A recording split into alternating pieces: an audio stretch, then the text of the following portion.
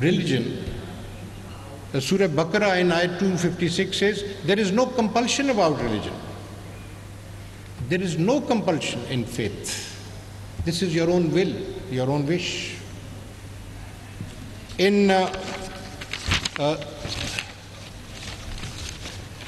Surah Maida, which is number 5, Surah 5, Ayat 32, it is said, whoever kills one person unjustly is as though he has killed all of mankind. And whoever saves one life, it is as though he has saved all mankind. Mankind, whatever the form, whatever the color, whatever the creed, whatever the faith, is indistinguishable. There is no discrimination. That is how the Almighty considers human beings. In Surah Al-An'am 6, Surah 6, 108, the Almighty says, do not denigrate the deities of other faiths, lest in their ignorance, they disrespect Allah. Thus, Allah has made pleasing to every community their deeds. Let them do their deeds, their religious deeds. In Surah Hajj 22, Ayat 40, he says, due to the intervention of Allah to protect the places of worship of other faiths, the people who were confronting and fighting with each other did not destroy those places of worship. God intervened to prevent the destruction of places of worship. This is how important they are. This is how important the right of worship is. And so on. There's more, but I will not spend more time on that.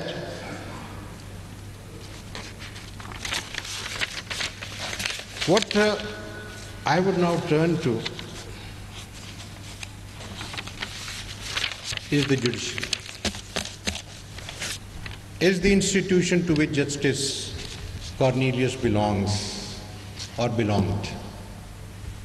The heritage that he's left behind, the lessons that we can learn from him.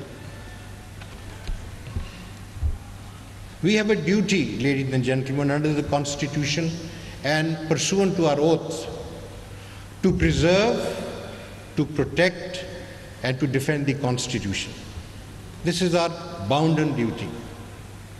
The highest law in the country, and this duty we perform with utmost commitment and sincerity. The force of judgments that we give must be in accordance with the Constitution and the law. And when that is the case, our judgments have a moral authority. Just like the words of the Bible have moral authority, just like the words of the Holy Quran have moral authority. Moral authority comes from something which is good, something which is pure. Our judgments have the force of moral authority when they are given in accordance with the Constitution and the law of Pakistan. When do judgments have moral authority? Ladies and gentlemen, they have moral authority when they are passed on the merits of the case. Otherwise, in Tamizuddin's case, 1955, dissolution of the Constituent Assembly, the majority said Sindh High Court didn't have jurisdiction, so they couldn't go to the merits of the case. Justice Cornelius said no. The Constituent Assembly is an organ higher than the Governor General's wishes and discretion to give assent. It was said that the Sindh High Court doesn't have jurisdiction because the law under which they are doing this is did not have the assent of the Governor General. And by doing so, by declaring that that assent was not necessary, the learned single judge, the dissenting judge, Mr. Justice Cornelius, held that the dissolution of the Constituent Assembly was illegal and unconstitutional. That judgment survives today as an example because it was on the merits of the case. Whenever we resort to technicality, our focus is shifted elsewhere. I'm not talking about Pakistan.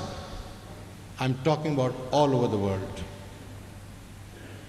All over the world, one comes up with objections that such and such judgment is weak because it does not deal with the real issue. And when it comes to constitutional enforcement, we must not blink our eyes. If it says 90 days for holding elections, it is our duty to say that.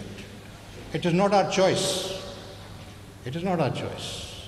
It is our duty to say that, instead of finding a reason why we should avoid to say that. This is what has happened. You call it controversy. I'm sorry, I'm not worthy of controversy. I'm a very humble person. You say you support us, please don't say that. I'm just one of the members of the Supreme Court of Pakistan. If you stand up for the Constitution and the law, then you must support the Supreme Court of Pakistan. And not any individual. We have no existence individually. Our existence is as a unit, as a constitutional organ, and that is how we function. But the important thing is that the Supreme Court, when it speaks on merit, its judgment has moral authority.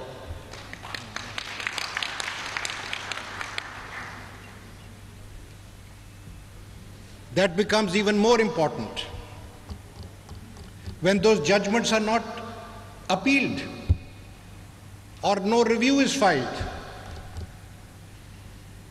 Then that means no one has any objection to the judgment.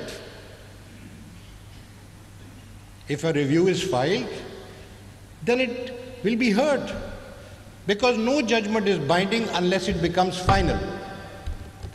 But if a judgment is not challenged, then it becomes final.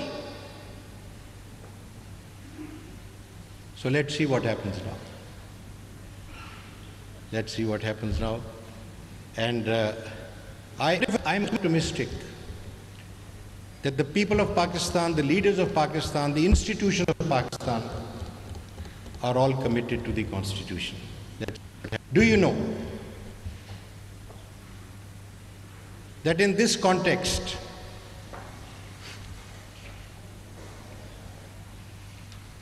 the leaders of Pakistan, the political leadership of Pakistan, agreed to start negotiations, which have not ended yet. This is what we were informed. We have nothing to do with that. But at least they are conscious that they have a duty to comply the Constitution. And we are there to support that effort. Otherwise, our judgment is there. It has a force of its own. It may not be implemented today, but it will last to the test of time and shall be implemented tomorrow. Now, I have not much more to say except to thank our hosts, Mr. Samuel Pyare. Where is he? Yes, sir. Mr. Samuel Pyare, the Honorable Bishop, the pastors and the bishops, and I don't remember exactly what your offices are, but it's a matter of privilege to be here. I haven't told you that one of the most respected citizen of Pakistan, for whom thousands of people have love and affection, is sitting here amongst us.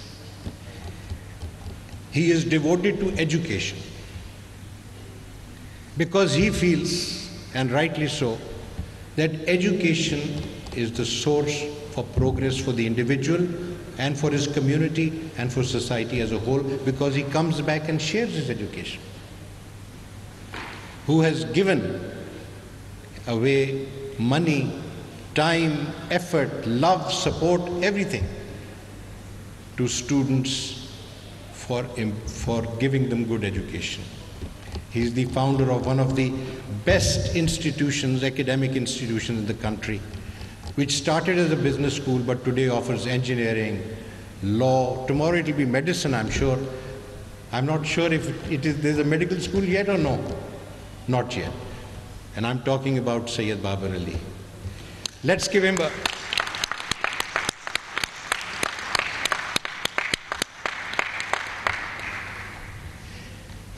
It's delightful to meet wonderful people.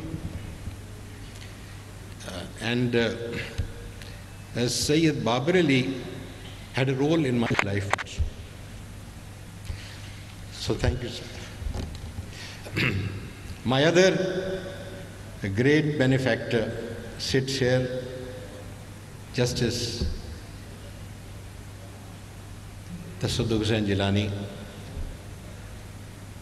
totally committed to the law, so gentle and so refined,